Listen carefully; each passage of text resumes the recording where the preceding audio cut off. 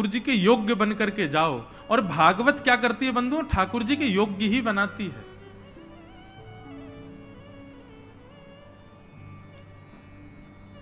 नामदेव जी महाराज पंडरीनाथ भगवान का दर्शन करने जा रहे थे। जैसी पादुका उतारी उन्होंने, लाइन में लगे दर्शन के लिए, तो मन में भाव आने लगा, कोई पादुका ले तो नहीं जाएगा, कोई मेरी पादुका उठा तो नहीं ले जाएगा। मन में विचार करने लगे, अरे राम राम राम, मेरा मन विट्ठल में ना लग के पादुका में लग रहा है।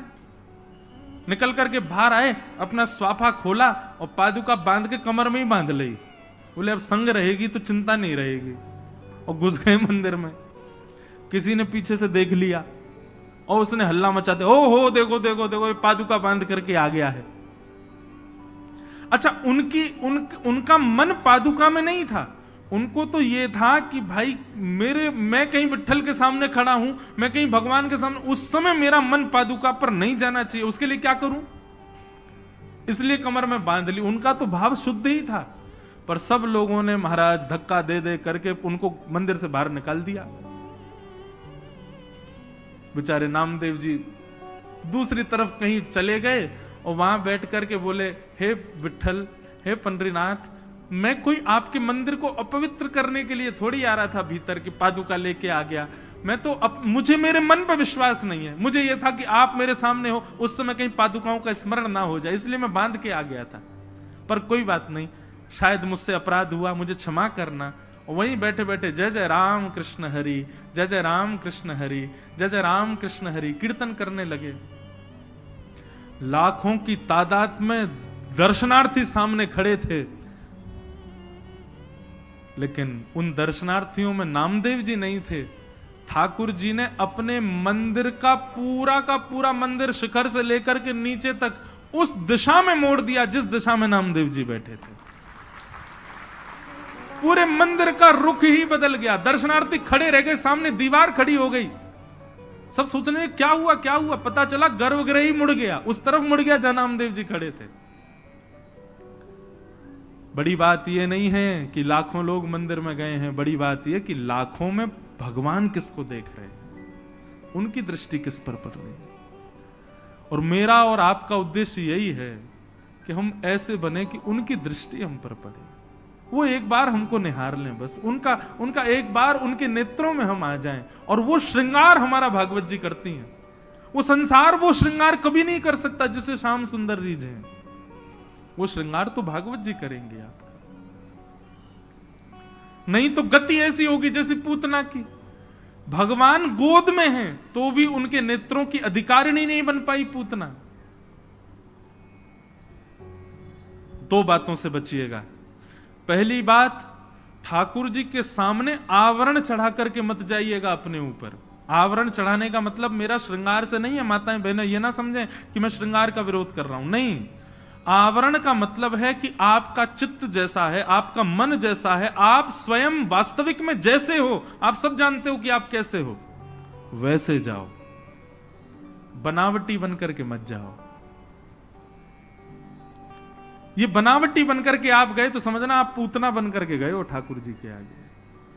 और दूसरी बात, ठाकुर जी नहीं देखेंगे उसका दूसरा कारण क्या है कि किसी भक्त की भक्ति में विघ्न डाल के मत जाओ, किसी भक्त की वैष्णवता में विघ्न डाल करके मत जाओ, किसी वैष्णव का अपराध करके मत जाओ, नहीं तो ठाकुर जी नहीं देखेंगे। ये दो कारण हैं बस जिनसे ठाकुर जी अपने आंखें मूंद लेते हैं।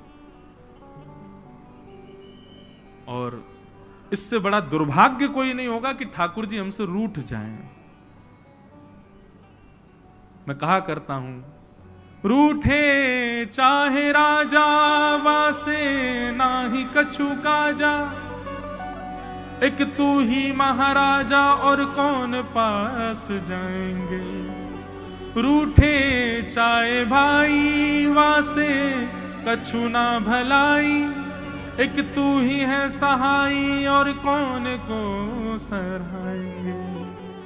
रूठे चाहे शत्रु और मित्र आठों याम, एक तेरे चरणन के नेह को निभाएंगे।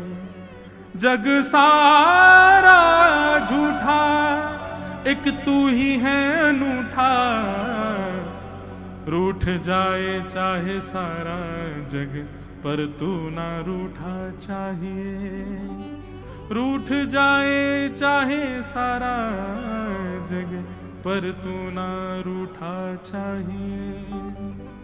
नाथ, हमसे सब रूठ जाएं, पर आप कभी ना रूठना हमसे। और ठाकुर जी का रूठने का कारण, लोग कहते हैं हमारे हाथ से सेवा करते करते ठाकुर जी फिसल गए, भगवान नाराज हो गए। नहीं, अरे छोटा सा बालक जन्म लेता, कभी कभी मां के हाथ से वो भी गिर जाता है, क्या बालक नाराज हो जाता है? नहीं, कभी कभी हो जाता है ऐसा, उससे ठाकुर जी नाराज नहीं होते। आपने ठाकुर जी का भोग बनाया, उसमें कोई आपसे गलती हो गई, ठाकुर जी उससे नाराज नहीं होते। आपसे सेवा के समय कोई अपराध बन जाए, आदि आदि सब क्षमा करते हैं ठाकुर जी। लेकिन आपने किसी वैष्णव का अपराध कर दिया, किसी भक्त का अपराध कर दिया, किसी भक्ति के भक्त में विघ्न डाल दिया, ठाकुर जी आपसे मुंह फेर लेंगे, फिर स्वीकार नहीं करेंगे। पूतना को नहीं देखा ठाकुर जी ने। पूतना ने अपना पयोधर भगवान के मुख में दिया, यशोदा मैया बाहर चली गई थी, ठाकुर जी ने उसके पयोधर को पिया, उसके विष को पिया, दुग्ध को पिया, पुण्य पाप सबको पी करके, और जैसे ही प्राण पीने लगे, प्राण पीते ही महाराज पूतना तो व्याकुल होने लगी, इतनी देर हो गई, ये बालक मरता क्यों नहीं है? सा मुंच मुंचाल मित प्रभाषणी, मुंच मुंच, छोड़ छोड़ छोड़ छोड़, बालक कहकर के चिल्लाने लगी पूतना। लेकिन ज्यों ज्यों पूतना ठाकुर जी को दूर करे, ठाकुर जी और कस करके उसके पयोधर को पान करें। देखते ही देखते महाराज, जैसे ही भगवान ने उसके प्राण ही शमम रोष समन्वितो पिबत, उसके प्राणों को पीना प्रारंभ किया। कितना भी कोई व्यक्ति कितना भी अपने ऊपर आवरण चढ़ा ले, मृत्यु के समय वास्तविकता आ जाती है उसकी। कोई कितना भी सुंदर दिखता हो, लेकिन मृत्यु के काल में उसकी वास्तविकता दिखती है। जैसे ही भगवान ने प्राण पीने प्रारंभ किए, पूतना अपने भयावह रूप में प्रकट होने लगी। बड़े बड़े दांत निकल करके आ गए महाराज, ये विशाल उसके नेत्र और दो सींग जैसे खड़े हो गए, और जितनी वो भयावह थी उसका रूप प्रकट हो गया। और जैसे ही अपने वास्तविक रूप में आई पूतना, ठाकुर जी ने अपने नेत्रों से हाथ हटाया, दुग्ध पान कर रहे थे, और तब अपने नेत्र खोल करके पूतना को देखा। पूतना कह रही है, सा मुंच मुंच, छोड़ो छोड़ो छोड़ो, अरे लाला छोड़, अरे बालक छोड़। 6 दिन के हैं अभी ठाकुर जी, 6 दिन के ठाकुर जी ने अपना मुख भार किया, और भार करके पूतना को देख करके मुस्कुराए, उसके मुख को देखा, और 6 दिन के ठाकुर जी बोल पड़े, मौसी जी हम तो जाकू पकड़ लें, फिर तो ठिकाने लगा के छोड़ें, चाहे भक्त हाथ में आ जाए चाहे राक्षस हाथ में आ जाए, ठिकाने ही लगेगा अब तो। कहते हैं पूतना के प्राण तो ये सुन के ही निकल गए कि 6 दिन का बालक बोल रहा है, लेकिन भगवान ने उसके प्राणों को पिया। अब यहां पर वर्णन आता है भागवत जी में, पहले विष को पिया, फिर दुग्ध को पिया, फिर पुण्यों को पिया, फिर पापों को पिया, और अंत में प्राण पिए। तो यहां प्रश्न करते हैं श्री परीक्षित जी महाराज, पाप पिए यहां तक समझ में आता है, पुण्य, पूतना के भी कोई पुण्य थे का?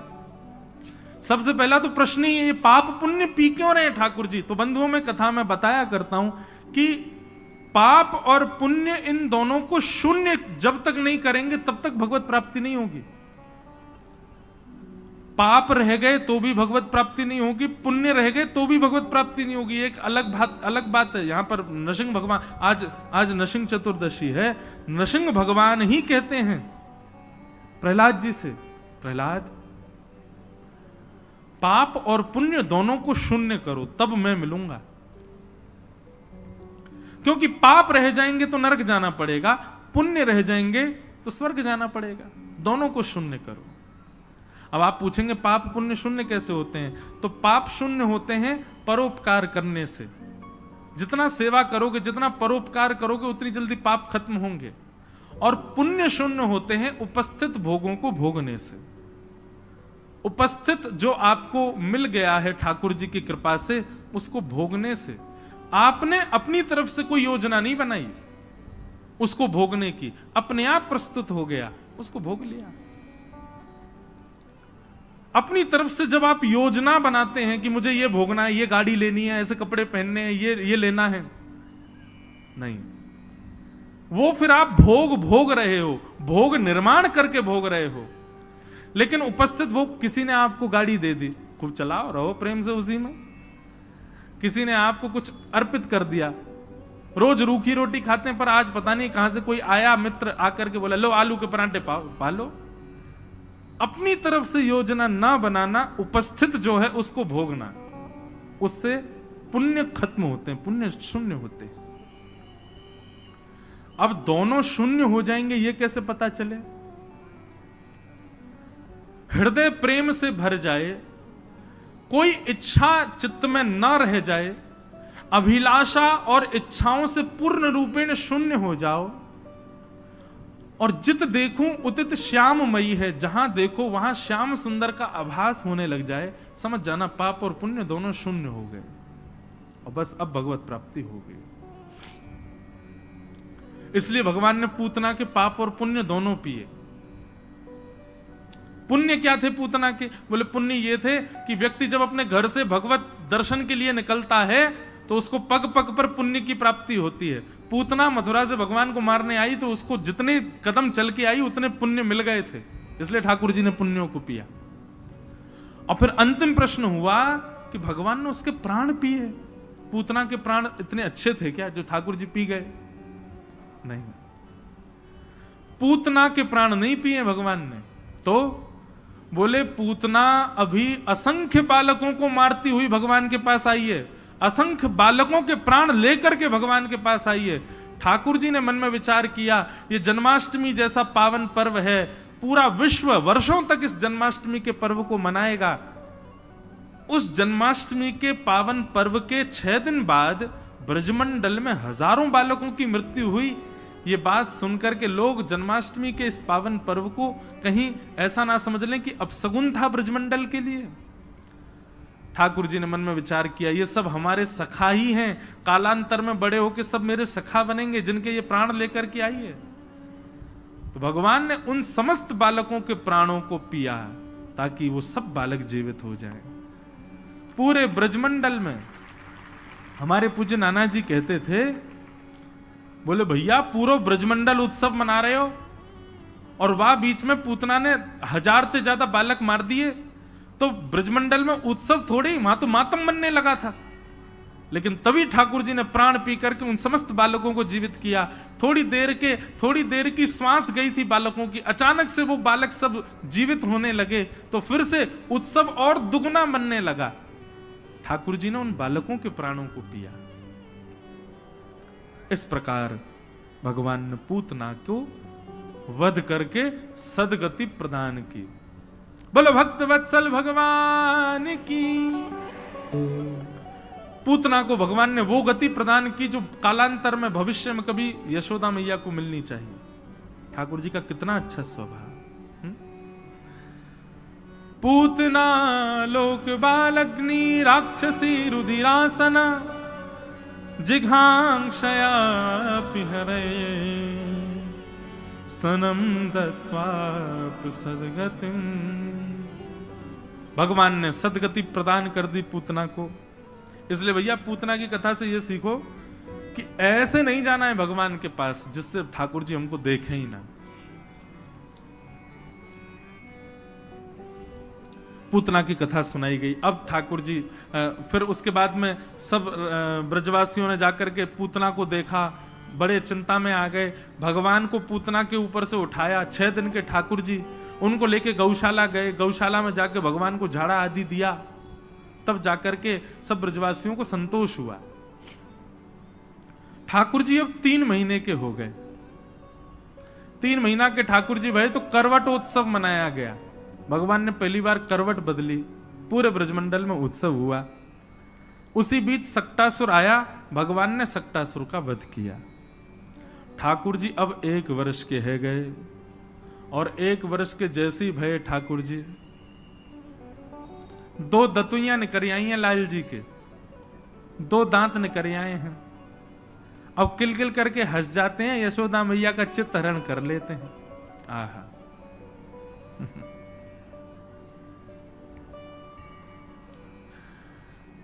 ठाकुर जी लीला करते हैं ब्रजवासीन के संग। अभी तो नन्हे से हैं तो घर में ही आनंद करें ठाकुर जी।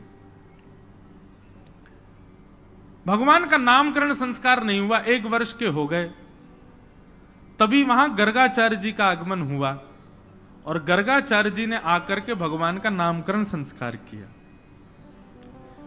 बड़े बड़े पुत्र का नाम रखा बलराम, नाम तो रखा था राम, लेकिन कहा बलाधिक्याद बलम विभु। इस बालक में बल की अधिकता होने के कारण संसार के लोग इसको बलराम कहकर के पुकारेंगे।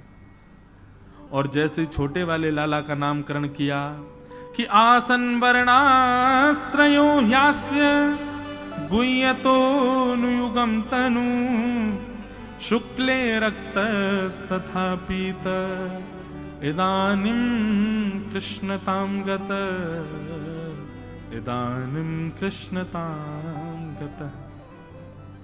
बोलो मैया आपका ये बालक जो है ना छोटा वाला, ये कभी रक्त वर्ण का था, कभी श्वेत वर्ण का था, इस बार ये कृष्ण वर्ण का है, इसलिए इसका नाम मैं कृष्ण रखता हूं। और श्री गर्गाचार्य जी ने ठाकुर जी का नामकरण किया। बोलो बाल कृष्ण लाल की। ठाकुर जी का नाम कृष्ण रखा गया।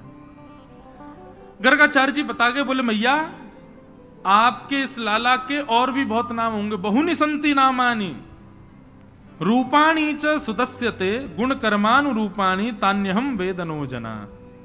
आपका ये लाला, इसके भविष्य में बड़े नाम हो सकते हैं। कैसे? ये जैसे जैसे कर्म करेगा, इसके जैसे जैसे गुण होंगे, वैसे वैसी उपाधियों से इसको नाम मिला करेंगे। वर्णन तो ऐसा आता है कि श्री गर्गाचार्य जी की पहले तो समाधि लग गई भगवान को देख के। क्योंकि गर्गाचार्य जी समझ गए तो साक्षात परब्रह्म है। पर भगवान ने उनको इशारा किया, बोले कि हे गर्गाचार्य जी मैया को मत बताइयो मैं कौन हूं। प्रेम में अपनी प्रभुता छुपाई जाती है। जहां व्यक्ति ये बात कह देता हो मैंने ये किया है, मैंने ये किया है, मेरे पास इतना है, मेरे पास ये है वो है, समझ लेना आपसे उसका प्रेम नहीं है।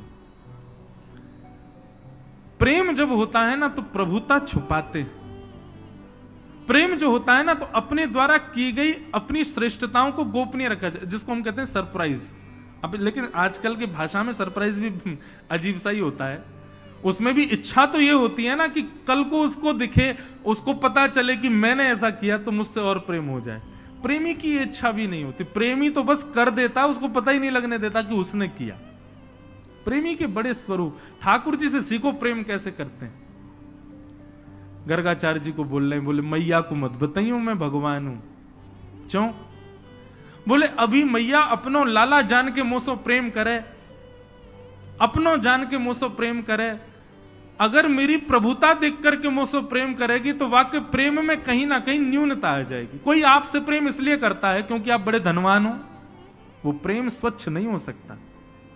कोई आपसे प्रेम इसलिए करता है क्योंकि आप बड़े आकर्षक हो, वो प्रेम स्वच्छ नहीं हो सकता।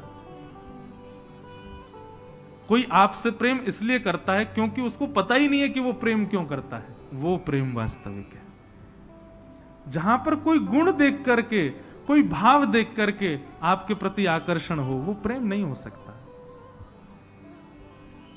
ठाकुर जी कह रहे हैं कहीं इनको बता दे कि मैं भगवान हूं तो फिर वो भगवान मान करके मुझसे प्रेम करेंगे ये ब्रजवासी, वो मुझे स्वीकार नहीं है।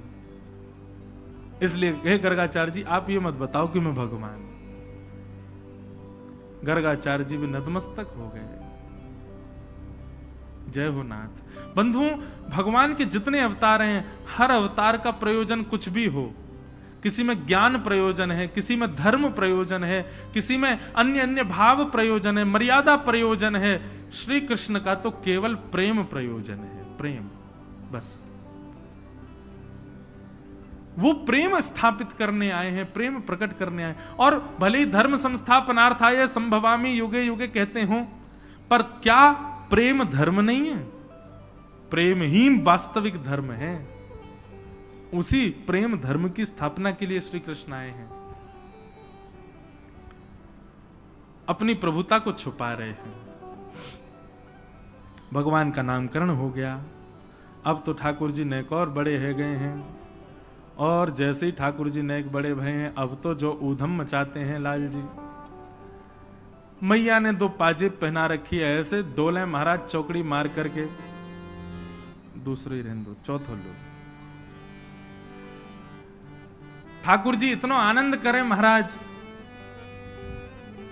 अच्छा, लाल जी की एक अदा है, धीरे धीरे यशोदा मैया ऐसे उंगली पकड़े ठाकुर जी को और ऐसे उठावे, और धीरे धीरे मैया चलना सिखाती है।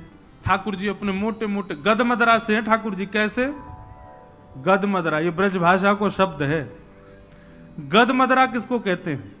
सुनो, कोई बालक हो 1 वर्ष की आयु से थोड़ा कम, उसके गाल लटक गए हों फूल करके, बैठता हो तो महाराज उसके हाथ यूं ही रहते हों, बैठे तो पांव में ऐसे ये बांध ना पावे, खुल जाते हों समझो ये है गदमदरा।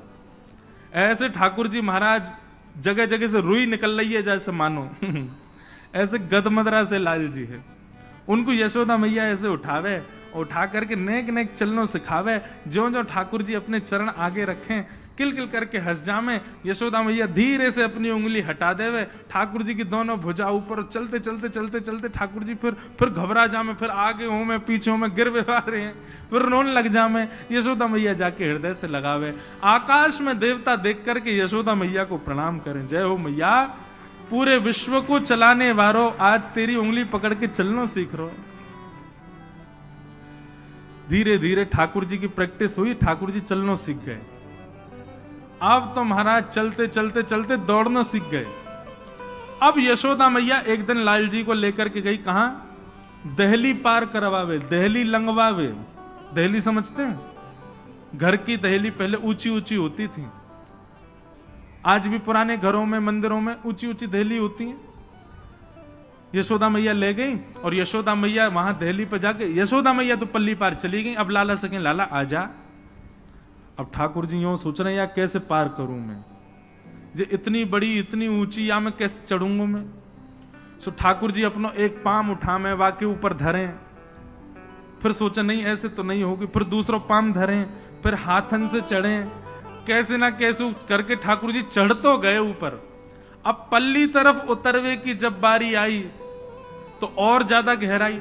सो ठाकुर जी ने पहले अपने पाम लटकाए, और पाम लटका के धीरे धीरे धीरे खिसकन लगे नीचे, लेकिन इतनी ज्यादा गहराई कि ठाकुर जी लटक ही गए वहां पे। अब अपने पैर के अंगूठान से ठाकुर जी ऐसे देख रहे हैं, जमीन आई कि नहीं आई अभी, और जमीन नहीं आई। सो ही ठाकुर जी रोने लगे, रुदन करने लगे। इतने में ही राजा बलि वो आकाश से देख करके बोले देखो इनके नाटक देखो, 3 पग जमीन मांगने आए थे मुझसे और 2 पग में तीनों लोग नाप लिए थे इनने, और आज यशोदा मैया की दहली नहीं पार करी जा रही है इनसे। आहा, श्रुतिम अपरे स्मृतिम अपरे भजन्तु भव भीता नीतिम अपरे, अहम तु नंदम वृंदे यस्या लिंदे ब्रह्म वसिता। बोले मैंने ब्रह्म को कहां देखा? वेदों में नहीं मिला मुझे ब्रह्म, पुराणों में नहीं मिला मुझे ब्रह्म, तो कहां मिला? बोले यशोदा मैया की दहली पे लटका हुआ ब्रह्म मिला मुझे लदा हुआ, और रो रहे हैं। बोले मैया ये दहली मुझे मार रही है, ये दहली मुझको कष्ट दे रही है। ऐसी ठाकुर जी की लीला चल रही है। ठाकुर जी जाते हैं, अब तो चलना सीख गए, दहली पार करना सीख गए। अब कहीं भी ठाकुर जी खड़े हूं मैं ना, तो सीधे खड़े नहीं होते हैं, दोनों पाम ऐसे, कमर पे एक हाथ, और टेढ़े से मुख करके ऐसे ही खड़े होते हैं। यशोदा मैया कहें लाला कैसे खड़े हो गए, चल पाम सीधे कर, और ये कहां टेढ़ो मेढ़ो से रहे। बोले मैया पतो ना मुझको ऐसे ही सुख मिले, कहीं भी जामे ठाकुर जी ऐसे खड़े हूं मैं, टेढ़े है करके खड़े हूं मैं। हो टेढ़ी टेढ़ी रे लाला तेरी, टेढ़ी रे श्याम तेरी। बड़ा सुंदर भाव है। ठाकुर जी को कहा टेढ़ो है, सब कुछ टेढ़ो है ठाकुर जी को। हो टेढ़ी टेढ़ी रे हारे लाला, टेढ़ी रे हो रे लाला, टेढ़ी रे श्याम तेरी तिरछी नजरिया, श्याम हाँ टेढ़ी टेढ़ी रे हारे लाला, टेढ़ी रे श्याम तेरी तिरछी नजरिया, श्याम टेढ़ी टेढ़ी रे हारे लाला, टेढ़ी रे श्याम तेरी तिरछी नजरिया, श्याम टेढ़ी टेढ़ी रे हारे लाला, टेढ़ी रे श्याम तेरी तिरछी नजरिया। बोलो वृंदावन बिहारी लाल की।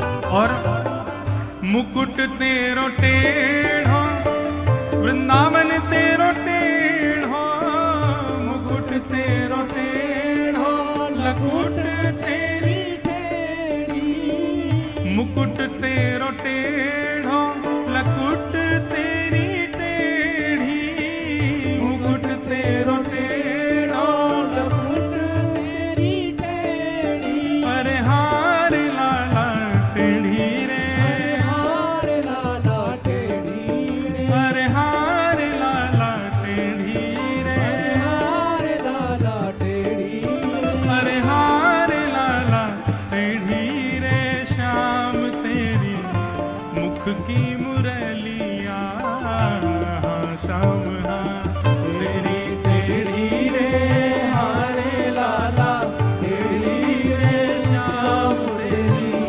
तिरछी नजरिया, श्याम ओ तेरी टेढ़ी रे हारे लाला, टेढ़ी रे श्याम तेरी तिरछी नजरिया, श्याम टेढ़ी टेढ़ी रे हारे लाला, टेढ़ी रे श्याम तेरी तिरछी नजरिया।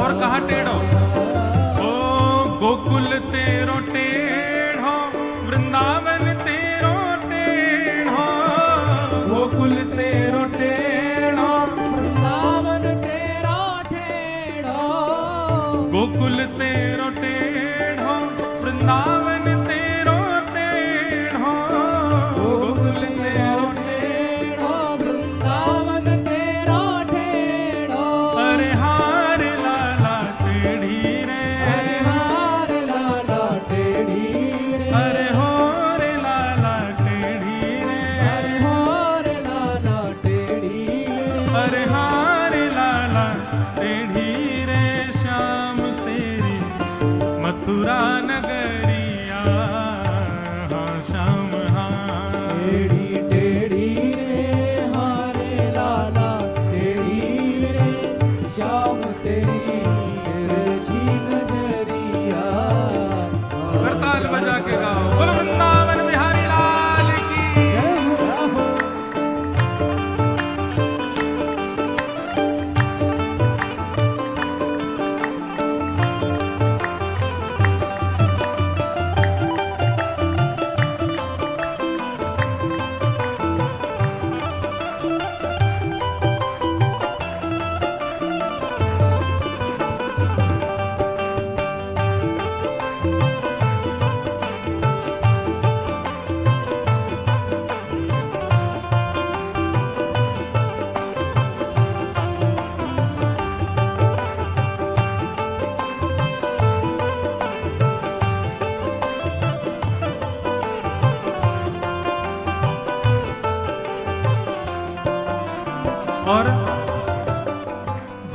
सब टेढ़े भक्तानी सब टेढ़ी, भक्त सब टेढ़े भक्तानी सब टेढ़ी, भक्त सब टेढ़े भक्तानी सब टेढ़ी, भक्त सब टेढ़े भक्तानी सब टेढ़ी। भैया आप लोगन में जो सीधो हो समझ जाइयो ठाकुर जी को ना है, ठाकुर जी के तो सबरे टेढ़े मेढ़े ही होंगे।